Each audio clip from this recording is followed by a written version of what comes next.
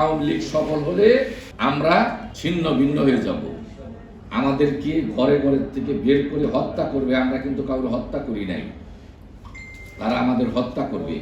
আর আপনারা শহীদের মা বাপ, আপনাদের ছেলে মেয়ে কেন পাঠাইছেন, এই জন্য আপনাদেরকেও রেহাই দিবে না। তাই সাথী ও বন্ধুগণ, সরকার এখন যে কাজ করতেছে জাতীয় নিরাপত্তা, আর জনগণের উচিত জাতীয় নিরাপত্তার স্বার্থে ঐক্যবদ্ধ থাকা। না হয় বিএনপি, জামাত, এনসিপি বৈষম্য বিরোধী আন্দোলনকারীদেরকে হত্যা করা হবে যদি আওয়ামী লীগ আবার ফিরে আসে। ওখানে এক বোন বলেছে শেখ হাসিনা আসতেছে। আরে শেখ হাসিনার তো আমরাই আনতে চাই, কারণ তাকে তো ফাঁসি দিতে হবে।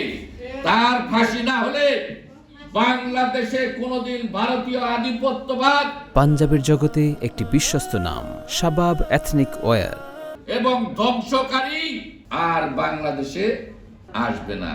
তাই আমরা যে কোনো মূল্যে ঐক্যবদ্ধ থাকব এবং ভারতের আধিপত্যবাদী সরকার এবং ভারতকে রুখে দিতে ঐক্যবদ্ধ থাকতে হবে। কোনো মতভেদ চলবে না। এই ক্ষেত্রে আমরা আমাদের মাঝে আলোচনা করব।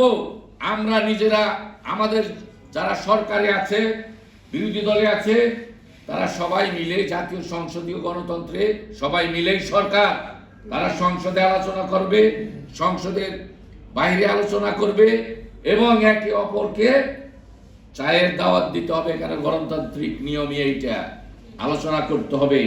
আমার দেশ কিভাবে চলবে, আমার দেশের নিরাপত্তা কিরকম থাকবে, আমরা আমাদের দেশের জনগণ কিভাবে সুখ শান্তিতে থাকবে, এগুলো নিয়েই আলোচনা করতে হবে।